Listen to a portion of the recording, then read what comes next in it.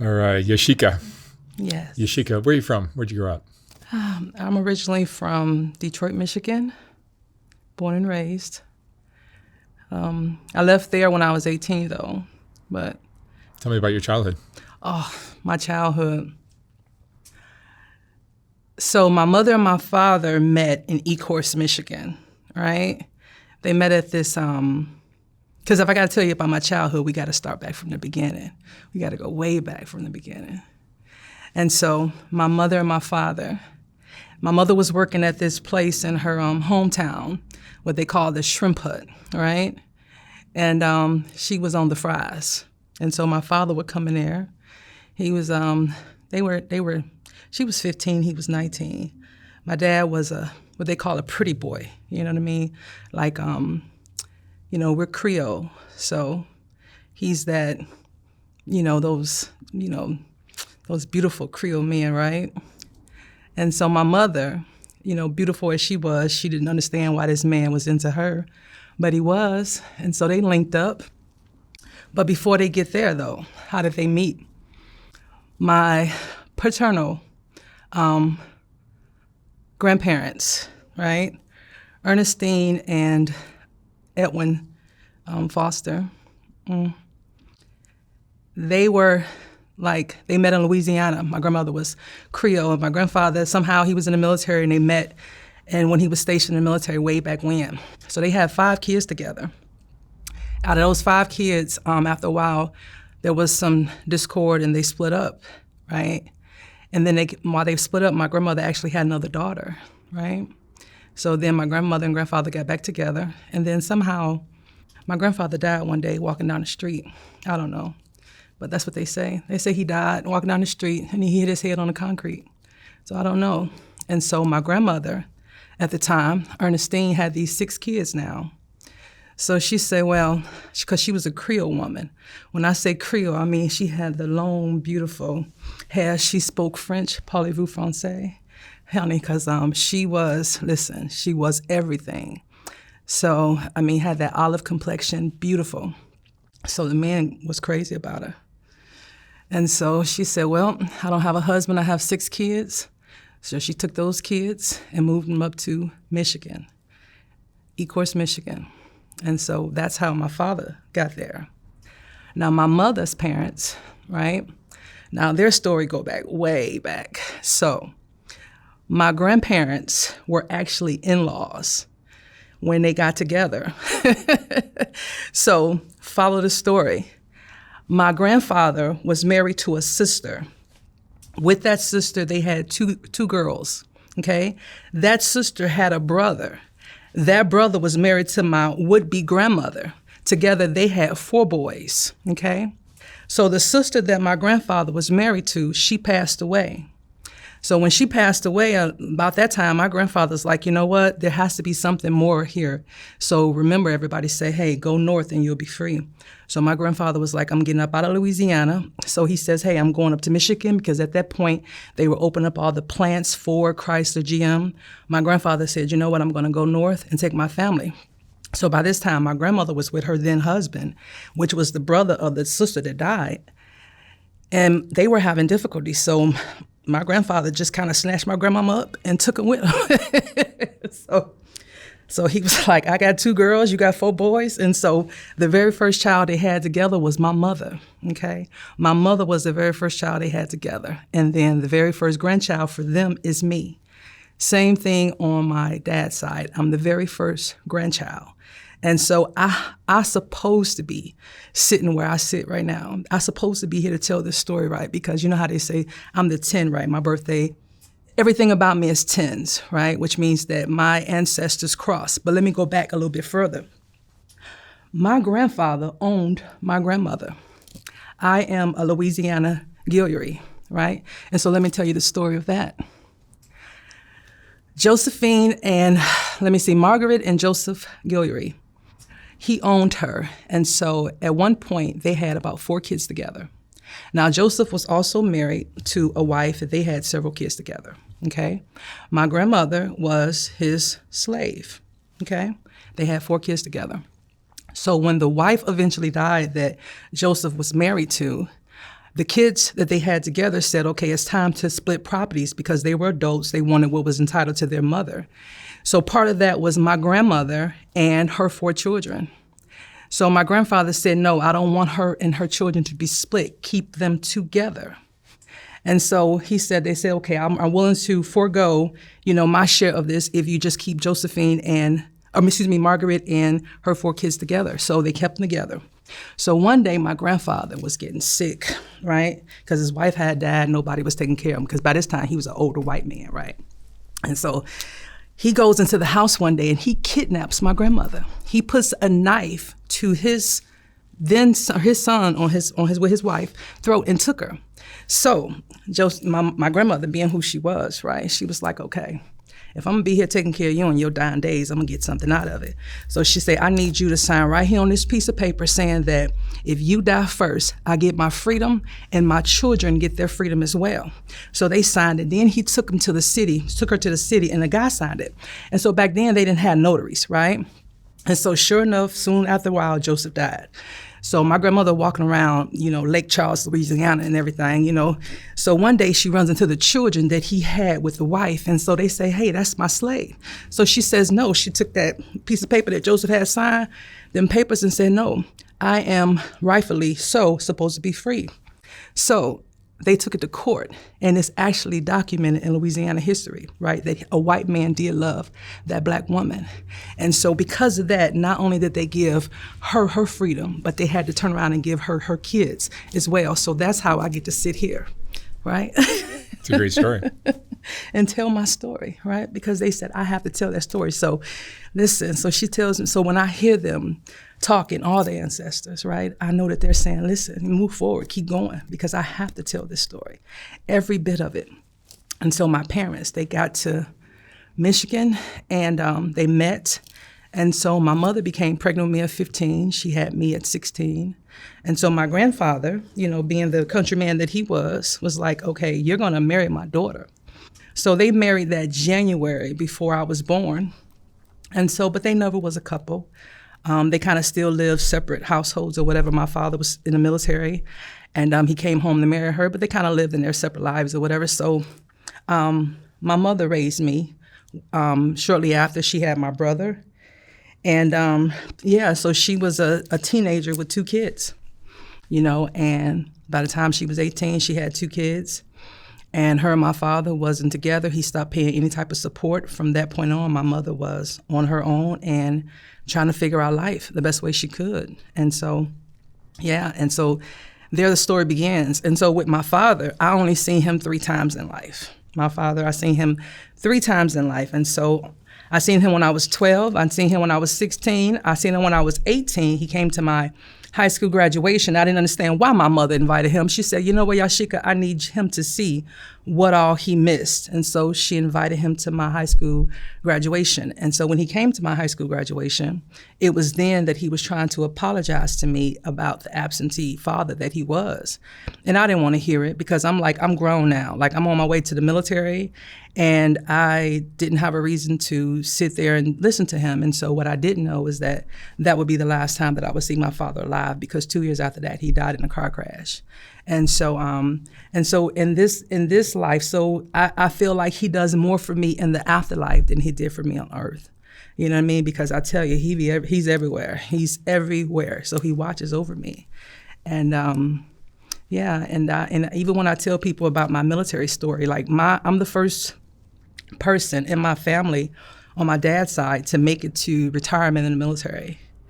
And so I joined the military. I always knew I was going to join the military. And so that was something that my mother was on welfare my whole life. And so I knew that she wasn't in a position to send me to college. And so I went to one of the best high schools in the country at the time, Cass Tech High School in Detroit, Michigan. And so when you go to that school, you were supposed to be something, amazing. You know what I mean? You're supposed to be something amazing. So I joined the military because I knew for college wasn't an option for me. And I knew that going to the military, I could go in, do what I needed to do, and get college paid for. But here's the thing, though. being from Detroit, honey, I wanted to be a singer. I thought I was going to be a performer because, see, I always knew I was supposed to be standing in front of people. And so I thought I was going to be a performer. And so, Detroit, you got Diana Ross. Like, she went to my high school. Like it's a whole thing, Aretha Franklin, all of them. So, you're supposed to, we got Motown there. And so I wanted to join the military because I wanted to buy a monkey. I wanted to buy a monkey. And I wanted to be able to go to the recording studios. Okay, I kid you not. So I don't know. I wanted to buy a monkey because I could dress the monkey up. Like I did. I wanted to buy a monkey because I could dress the monkey up because I didn't think I would ever have kids. And so I was like, you know what? I'm just going to buy a monkey. I don't know. I have no idea why, but I talk about it. But so for me, I'm a very self-actualized person. And so I always knew that the military was part of my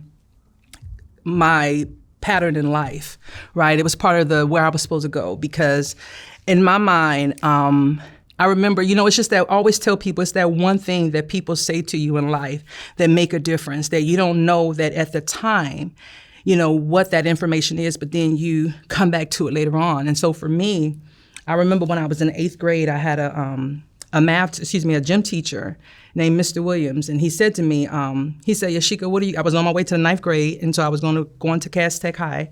He says, what are you going to do when you get out of high school? I said, well, I'm going to join the military. He says, well, if you go for 20 years, you could retire after that and get a check for the rest of your life. And so at the time, I'm, 14, 15 years of age. In my mind, I was like, that means I'll be 38 when I retire. He says, well, you're going to be 38 anyway, so you might as well go ahead and get to retirement. So I joined the Army September the 11th, 1991. And the thing is that they say is that if you hit the 10-year mark, you might as well stay into to the end. And so the Army was never where I was supposed to go. I was supposed to go to the Navy because I seen the movie An Officer and a Gentleman. Because I was like, listen, I'm going in there, I'm getting me one of them Navy men, honey. And then I'm going to get me some benefits. Listen. And then I thought the uniforms was nice because I love all white. And they had shorts. And I was like, because I'd be too hot. And I was like, the Army was the last of my choice, but I ended up going to the Army, right? But luckily I had ROTC in high school, so it prepared me, and I was able to go in as an E3 as opposed to the bottom. Because again, it was all part of the plan. So I knew that if I go in and do ROTC, that I can go in either the Navy or the whatever branch I chose, I can go in as a higher enlisted, right? And so for me, again, it was all part of the plan, And so for me, I got to join. I went to the military and all that. And so when I hit my 10 year in the military was when the towers came down. So 10 years, because again, my day I entered the Army was 9/11/91. The day the towers went down was 9/11/01. And so I remember I was sitting there and it was like, oh shit, it's either now or never. Like, this is it. Like, we're doing something. I was at Fort Hood, Texas at the time. And so Fort Hood was one of the biggest posts in the military at the time. And so it was a lot. But what's crazy about that is that I was on my way to drill sergeant school. And somehow I ended up still going to drill sergeant school. And once I got to drill sergeant school, I did that, and I got caught up in this thing called a stop loss. So I ended up staying there another year, and then I got pregnant with my youngest son because I was in my second marriage. And so I ended up being there longer at that duty station. And so from there, I decided to go OCS, which is an officer in the military, and I submitted my paperwork. And I tell that story because I served another 15 years in the military. And the things that happened in that time, and it was just like I was so protected that I had no idea. And I think about that because my father, my grandfather, and my father's two younger brothers all served in the military. And because they were what you call pretty boys, they all had issues when they came in, you know what I mean? Because they were harassed, they were bullied, things like that. So they would fight a lot. And so they could never really, progress. And so in terms of the military, so they eventually got out. And so for me, when I got in here, I was the first granddaughter of both. It was like I was just protected the whole time. And so I managed to retire at 43 and, all 10 fingers, 10 toes, a lot of what I suffered in terms of PTSD and all that, that comes from being raised in the hood. Hell, I'm from Detroit, right? So listen, and I knew that being from the hood was the reason why I would be able to make it in the military. Because, honey, the military back then wasn't no place for a woman like me. I had many men tell me that I wasn't going to make it. Why? Because I was supposed to be quiet. I wasn't supposed to say anything, right? And then on top of that, I was opinionated. And so they would tell me, you're not going to make it. And I would be like, okay. See, the thing about it, you don't know me, right? Because, see, I've been there before, right? One thing I know about growing up without a father is that I have in my mind that if your parent decides that they can walk away and not be a parent, then nobody owes you anything. If a parent can walk away from you like that, then nobody owes you anything. And so that was the way it was for me. And so when I looked at everybody else, it was like, listen, you can't stop me from getting what's mine, right? You can't, because I know I'm going to do the right thing to get what I'm supposed to get. And so I had a lot of men, and what's crazy about it was in the military, most of the men who came for me were men who were black, black men. And it was like, when you think about it, the structure of the military is this. Any type of chain of the military, you're going to always have, the white man at the top, the white guy at the top. That's just the way it is, right? We all know that. In any organization. Then after that, you're going to have I'm talking about the most protected. After that, you're going to have the white woman. Now, she may not necessarily be in position, but she's going to be the second most protected. After that, you have the black man, okay? So the black man is at the third of the category. Then after that, you have everybody else. Your Latinos, you have your black women, you have all that. So the black man got to keep somebody up under him.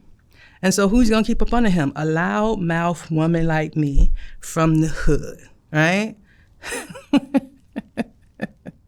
And that's what they tried to do, right? But the goal was the same, to get to the end so I could drive my retirement, and that's what I did. So when I hit my 25th year, after being an officer for 10 years, I shook the deuces and I was out. So now my family calls it reparations, honey. So they take care of me. It's our reparations. Because somebody had to get to the end, right? And so now I have my son that serves, and my oldest son, and a bonus daughter that serves. And so I set the blueprint, of what what you're supposed to do. But it was all part of the plan. But while I was there, I didn't just stop. I got 3 degrees. Right? Because I knew that I just couldn't be one thing, right? I knew that the world was not set up for me to just be one thing. I got 3 degrees while I was there, plus I got a cosmetology license. When I first came in, I was a truck driver. Can you imagine? I was 20 years of age, coming from Detroit, Michigan on an Autobahn in Germany, driving an 18-wheeler, honey. You can't tell me nothing, okay? It's been times where I've had to back my car up in a parallel park, and people thought I was gonna crash, took out their phones, and when I jumped out of there with my old pretty dress on and put my lipstick on, I said, honey, you don't know that at 20, I was driving 18-wheelers on the Autobahn, right? I'm like, wow, so you didn't bet on me? Sorry, it's too bad. Don't let this pretty dress fool you, honey. I got a black widow spider in the middle of my chest for a reason. But I knew that I just couldn't be pretty. I knew that I just couldn't be smart. I also had to be athletic, right? That's why I got these old strong legs, honey. I've been running marathons. I've been a power lifter all my life because the ancestors knew I had to be strong.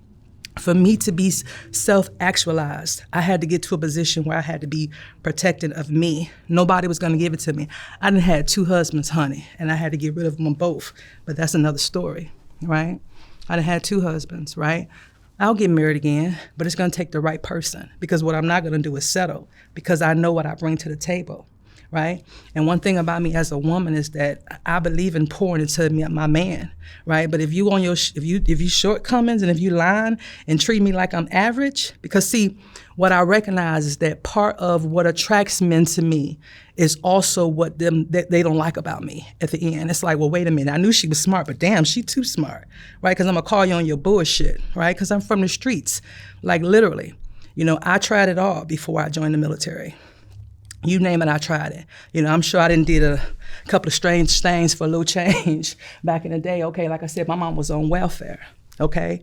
Me and my brother had to get it. My first job was a paper route at 12 years of age. From there, I started babysitting my cousins at 14 and 15. My mama told me, you still gotta buy your brother's school clothes too. So I had to buy my brother his school clothes too, right? This is the hood. This is what you do, right? So then when I got 15, I needed a job. I was working up the street at Little Caesars. They told me, Yasheka, you gotta show proof. You had to be 16 to work. I couldn't show proof that I was 16, I was only 15. I went to a neighbor's next door to my house, and was talking to their father, her father say, what's wrong with you? I said, they want proof that I'm 16. I'm not 16, I'm 15, but I need a job. So they told me I can't come back.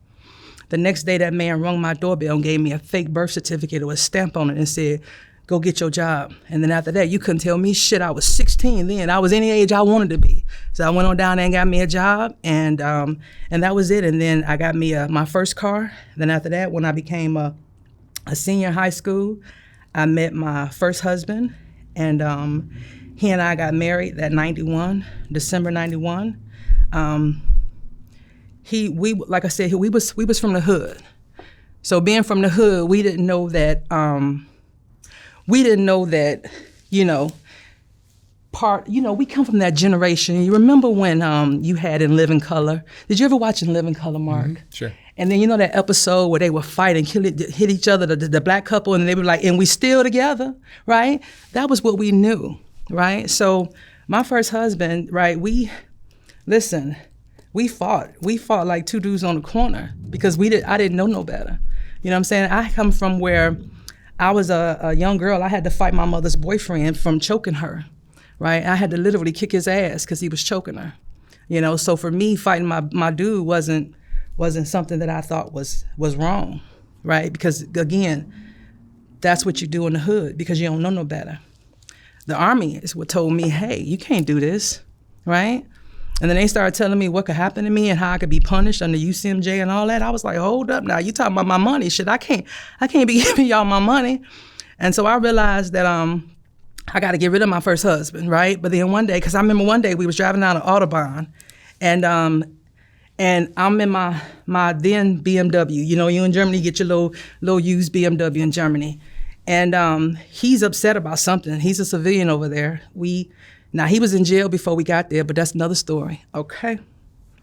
Another story that he did at my first duty assignment, but that's another story. You had to bring me back for that one. But anyway, so we driving down the Autobahn one day, and he decided he gonna take his size 13 shoe, sitting on the passenger side, and kick the front window in.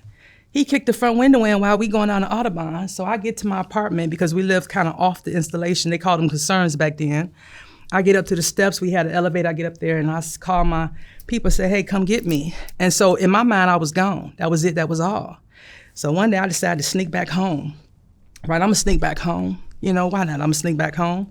So, everything kick in. He smooth talked me because he was fine as hell. Okay, he smooth talked me. Next thing I know, I was pregnant. And the thing about it is I had been trying to get pregnant from the beginning, you know what I mean? And I could never get pregnant. And then right when I was gonna leave his ass, I get pregnant. I said, well, maybe God trying to tell me something. So I decided that, then on top of that, what's crazy about that is his father died the day that I got admitted to the hospital. My first husband's father died.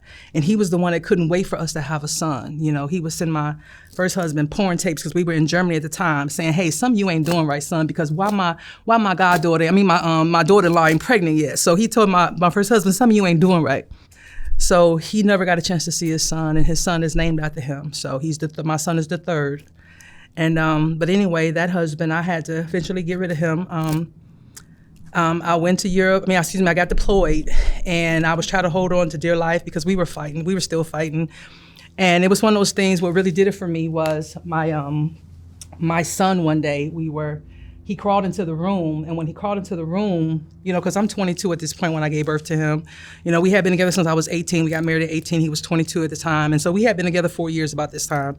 And we were in Europe, and my son crawled into the room, and his dad kind of pinched me. And when he pinched me, I kind of, raged back, kind of did that, not thinking nothing about it. And my son sat up, and when he sat up, he immediately started crying.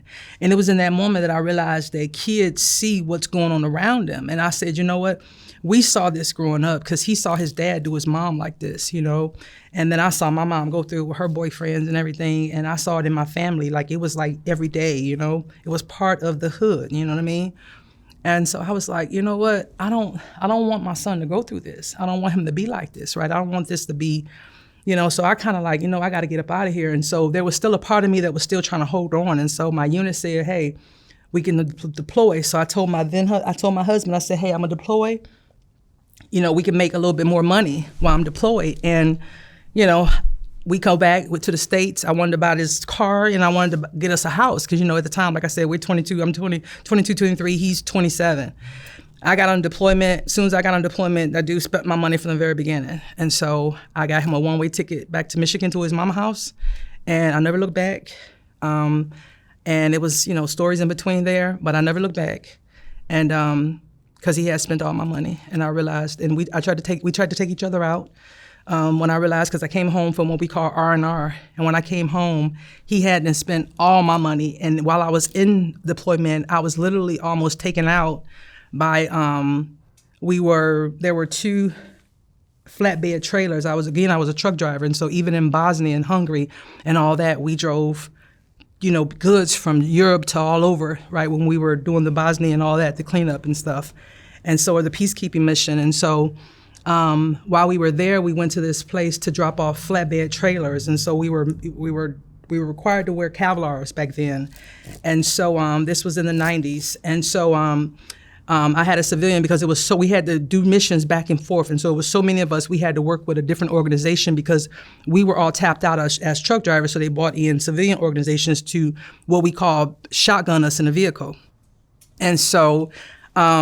One day, I'm in the vehicles and we got out. I go to roll down the landing legs and the guy decided to move the flatbed. And when he decided to move the flatbed, my head was in between it. And I could hear my Kevlar crack. And at that time, I released a quick race and went up under the other side.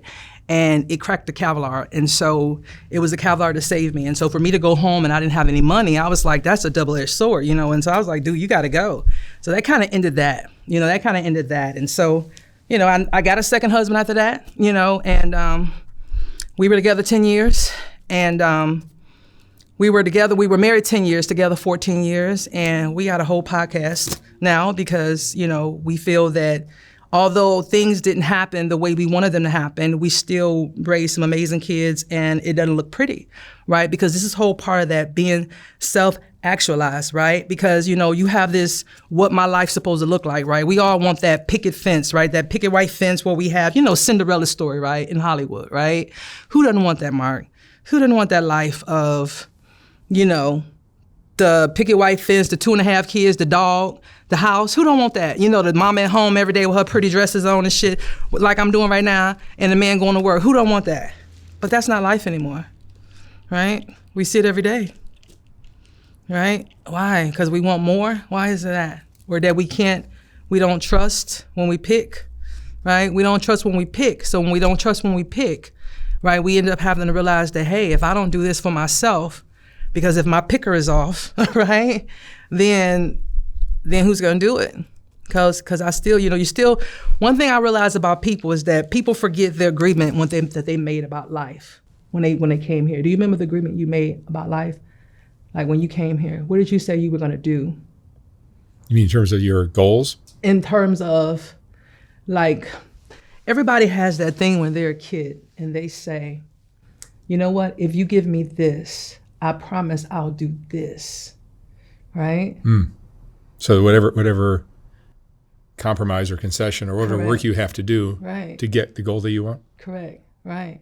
So a lot of times people don't realize that they made those promises, right? And with those promises, it's not a straight shot, right? It's gonna be times where you get knocked down and you get back up, right? It's just like with me, in my mind, I was never supposed to be a single mother. Right, I didn't plan my life that way. How did I become a single mother? At 40, I became a single mother, right? I didn't have my daughter, right? She's, but she came into my life at 2 weeks old, and I became a single mother because I was like, well, when I had my kids, I made sure they had a father. Even with my second husband, I was with him. We got married in 2000. We had our son in 2003. It was one of those things where, I never wanted to be a single mom. So how did I become a single mom, right? Because apparently I'm supposed to learn a lesson, right? What lesson? Well, I guess I'm supposed to learn a lesson, right? What does that lesson entail? Does it go back to what I agreed to in the very beginning? Does you think that's part of the lesson? Mm-hmm. What would you say the lesson is in that? You meet people every day. What's the lesson, right? Because I came from a single mama, right? And I saw her do it, and I saw her do it. Listen, my mother's been permanently disabled since she was 38. She has what they call rheumatoid arthritis. She has one of the worst conditions there is, and so, so she's had to, so she's been with me a long time. We've been, I've been seeing about her a long time, and so I say that. So when you think about stuff like that, then I had my kids with a father. So why do you think I ended up being a single mom at 40? I'm 52 now. How did I end up being a single mom at 40, right? What lesson is in that, right? Right? Life just deals us these twists and turns. Sometimes they're unexplained. And her mother is fighting her own demons. And Lord knows I don't know who the father is. I wish, right? So we don't know who the father is, but I have a purpose, and I know that the purpose is me. Part of that is that I know it's part of my agreement. This I do know. I remember asking for this, more or less. I remember asking for this, because I remember saying that the women in my family, I felt like they had tumultuous relationships, right? And so I felt that it was my way. It was the universe way of saying, well, you know what? It's up to you to change that from the inside out. And so what better way than to give me a child that's in the third generation, right? She's the grandchild of the youngest girl of my mother and her siblings, right? And so it's like, God said, okay, change it, right? So that's part of it. So he said, if you felt like there was something wrong with the relationships, change it, right? Because I know it goes way back. It goes way back to even, like I said, with my grandmother and her, was owned by was owned by my grandfather. I mean, when it goes back to all that, to relationships with the women on both sides of my family, and right now on my dad's side, that one aunt is the only one that's still with us. Since then, my whole family has demise on my dad's side, and I'm the oldest grandchild, and there was only 4 grandkids, me being the oldest. The second girl is no longer with us. The third is a boy, and then the fourth girl. And I'm the only one with grandkids or great-grandkids. And so I'm the only one that's responsible for making sure that my family's story get told, because if I don't tell my family's story, who's going to tell it, right? So I have to tell my family's story, because my kids weren't raised with my father side, right? And my oldest son, he looks just like my grandfather, just like him. It's amazing. How many kids do you have? I born 2. I have 2 bonus daughters, and then I have an adopted daughter. And so I raised 5 altogether. Yeah, so my oldest bonus daughter is 35. Like, they're in their 30s, and then my oldest son, birth son, he just turned 30. My baby boy is 21. So, yeah, and then my daughter is 11. So what are you proudest of in your life? Oh, God.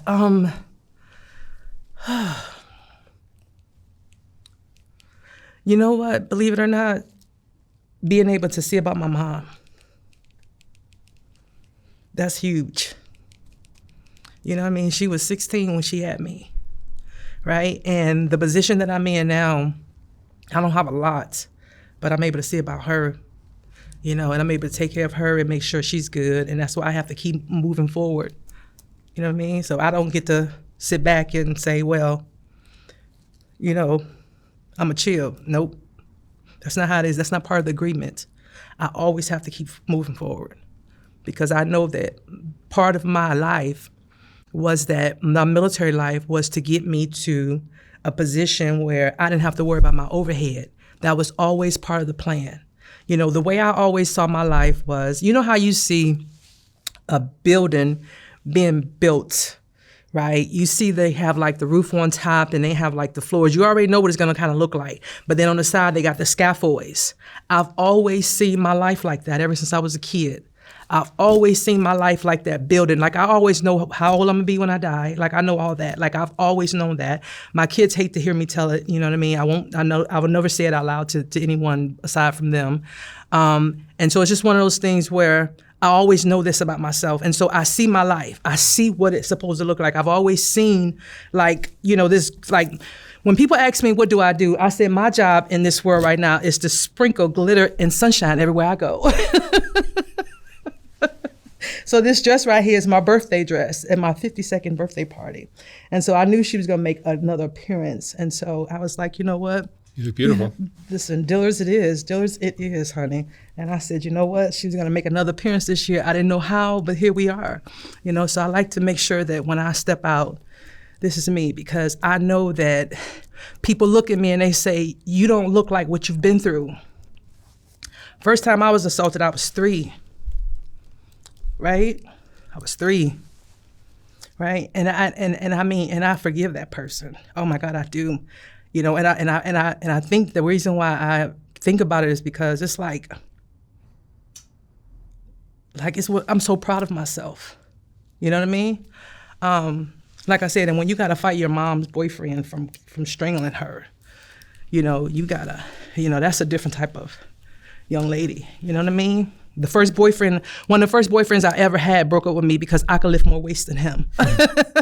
He was like, you know what, Yasheka, this is not gonna work out. You know, and so I've always been, because the ancestors knew, and I could never understand. What is it about Black women that they're just so strong and they're so like good-hearted and they're so because it's almost like, first of all, we don't see a lot of examples of what being saved look like, right?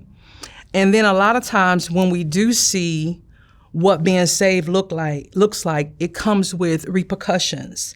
It comes with this whole quid pro quo thing, right? So because you think about it, it was nothing for, remember my, when I think about my ancestors, like they were all like, fathers had families over there, you know what I mean?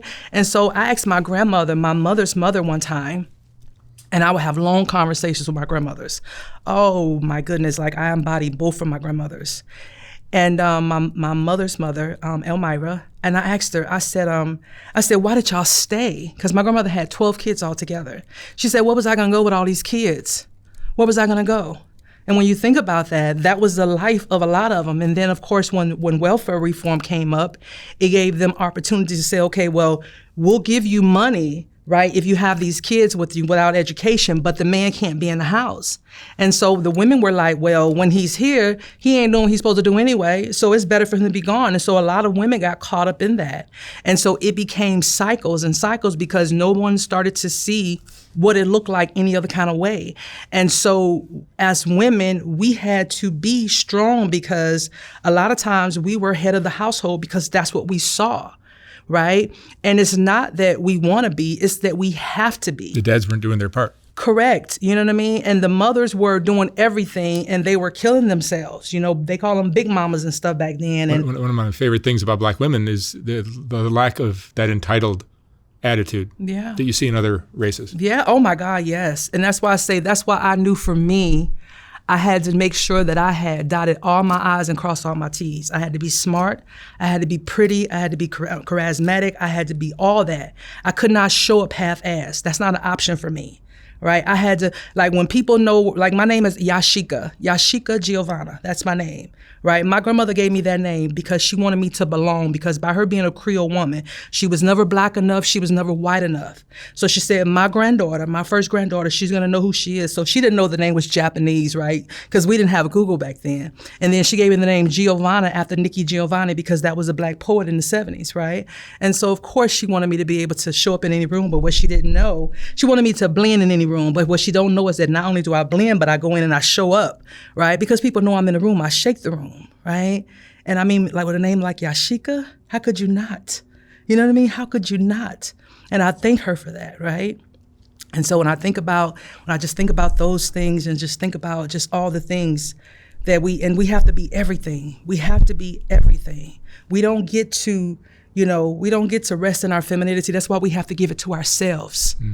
You understand what I'm saying? We have to give it to ourselves because when I get in a relationship, he adds to me. Right? It's not, because I'm supposed to be able to take care of myself just like this. Like I go to the gym every day, honey, right? I go to the gym every day. I go get my facials once a month. I do all the things, right? I drive the fancy car. I do all the things, right? And the man always thinks I'm a kept woman because why? They don't believe me when I tell them who I am. I tell them who I am. You can't just tell me any old thing, right? And I want to be wooed. That's the thing about it. I'm a woman at the end of the day, right? One of the best lines I think is Hustle and Flow. When that girl told the guy in Hustle and Flow, she said, if you mess with my mind, it's because I want my mind to be messed with. That's it. Because sometimes I want my mind to be messed with, right? But understand this, I know how to, okay. Like I used to tell my second husband, listen, honey, if you tell me we're going to the moon, I believe you.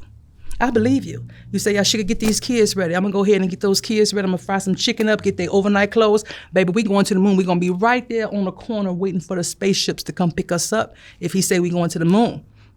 Now, after about 3-4 times of going out there, okay, I'm gonna start talking to him and say, now look, baby, how about this, okay? How about we do some other things and move some other things around, and then we'll talk about going to the moon again, right? In other words, I'm gonna believe you until you lead me into the darkness, and then that's when I'm gonna take over, right? That's when I'm gonna take over. I don't have a choice.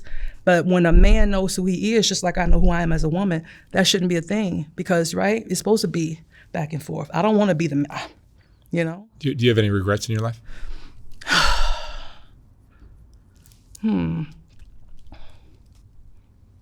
I wish there was some people that I could have told that I loved them before they left, like really, really talk to them. My father, of course, and my godmother.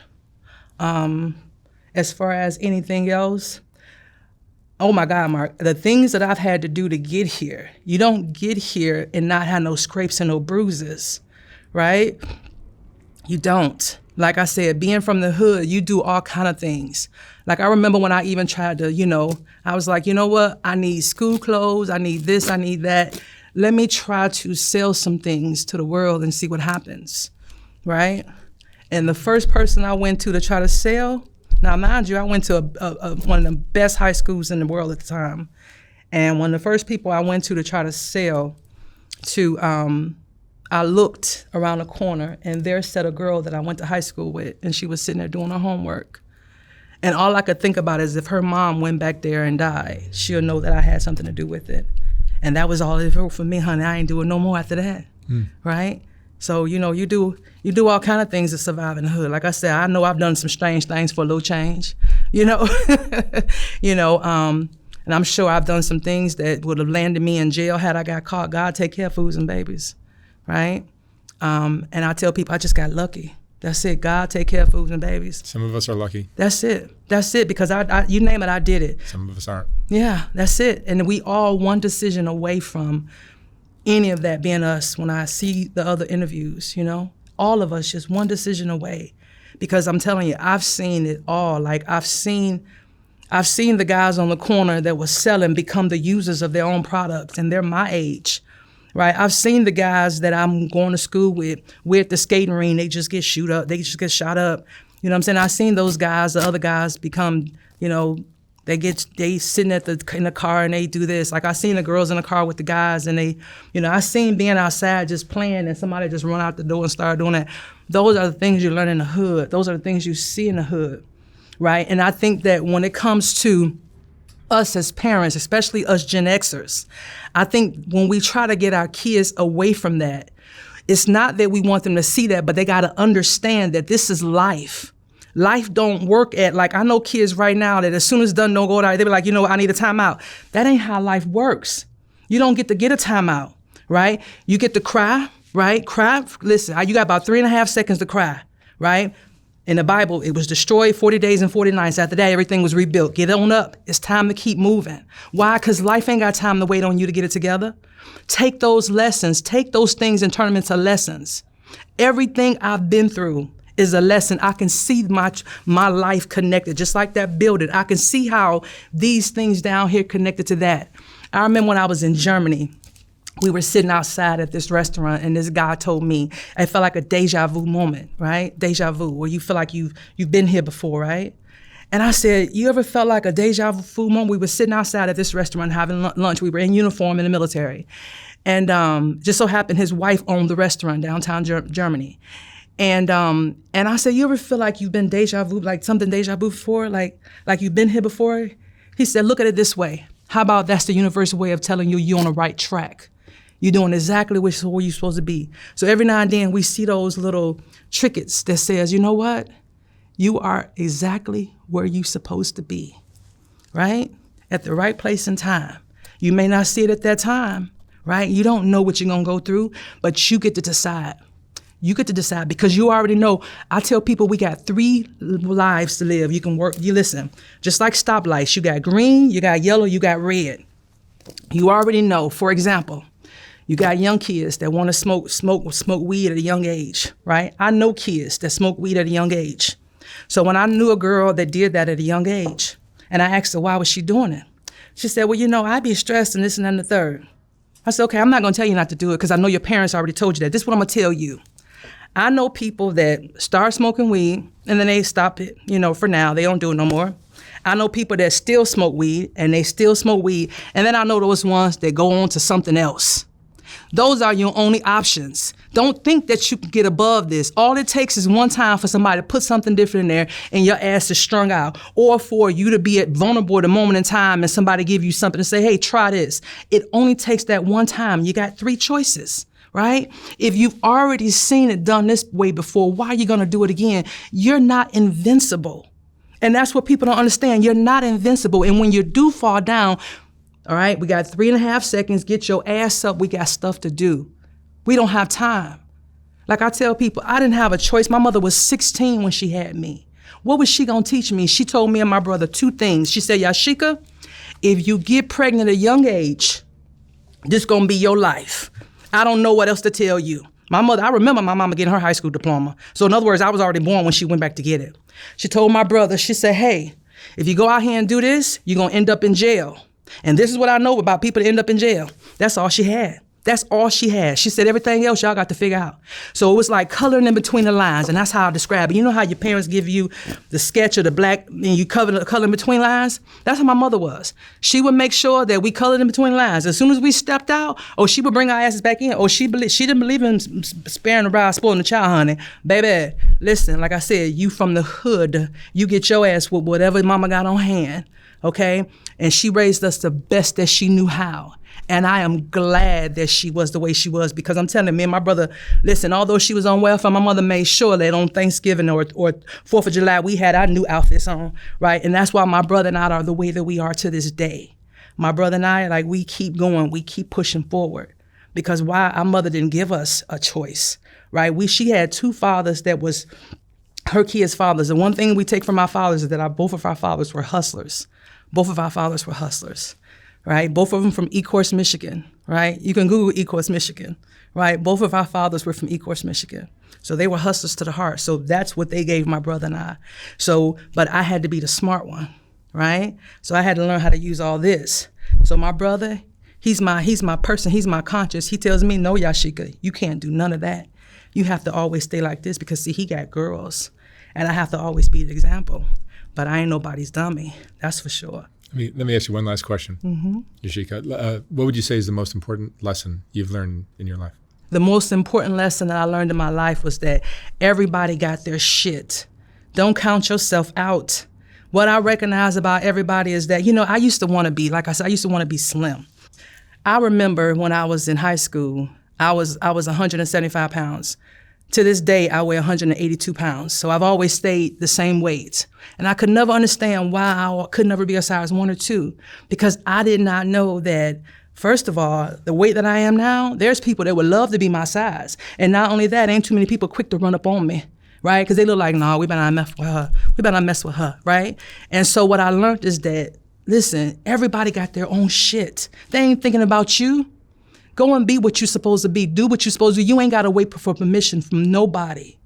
You get to do what you want to do in this life. This is your life, right? You don't get to, listen, people want to put you in a box. When I would get to a unit, all this weight, I remember, and I'm going to say this one time, I would get to a unit by me being 175, 180 pounds. They just automatically assumed that I couldn't run, because that was the thing in the Army. You're a big girl, you're a black girl, you pretty, you can't run. And I would go to a unit and smoke they asses. Right? These legs, honey, these legs is made for running, okay? But they would always put me in a box. And then on top of that, me being from Detroit, my name Yasheka, oh, she's not educated. Honey, I got 3 degrees, honey. I learned as a young girl how to eat with chopsticks and how to drink a glass with the middle finger, honey. I had a godmother that taught me everything. And what she didn't teach me, my grandmothers taught me and my mother, because you always be a lady. And ladies are seen, not heard. Great talk. Yasheka, thank you so much for sharing your story. Thank you. Thank you for having me, Mark. Thank you.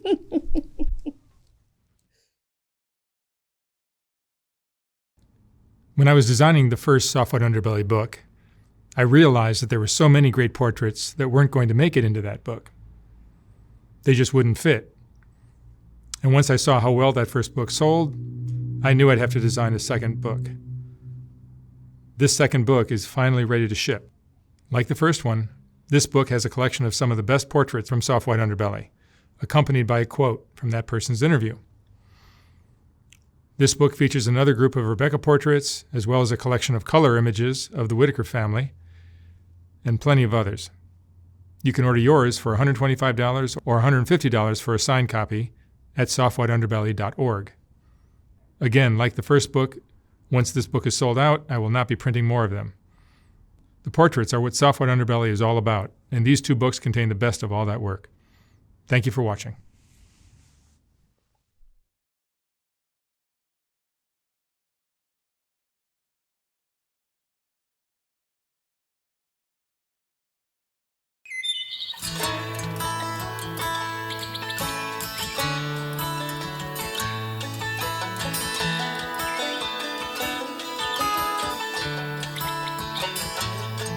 I'm in the middle of the mountains, at a river running wild.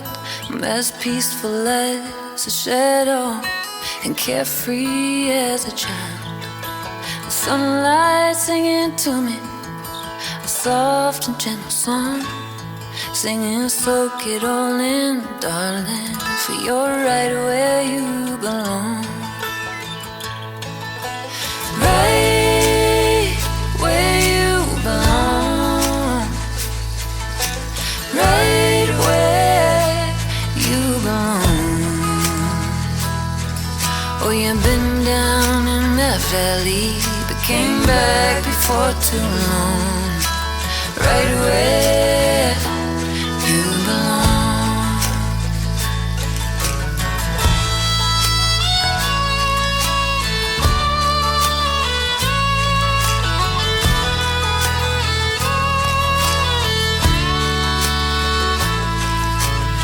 To hell and back again.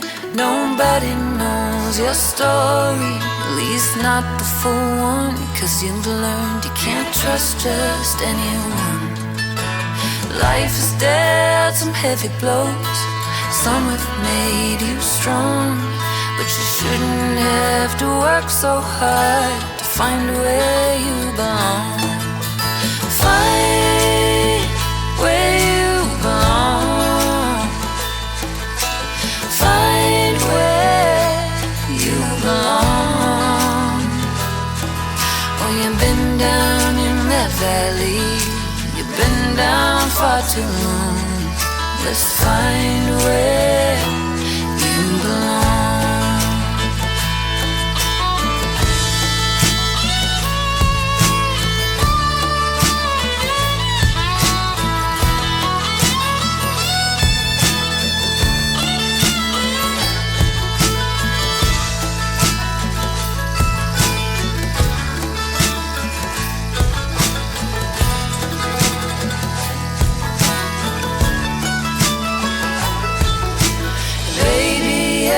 Steeple, maybe a state of mind.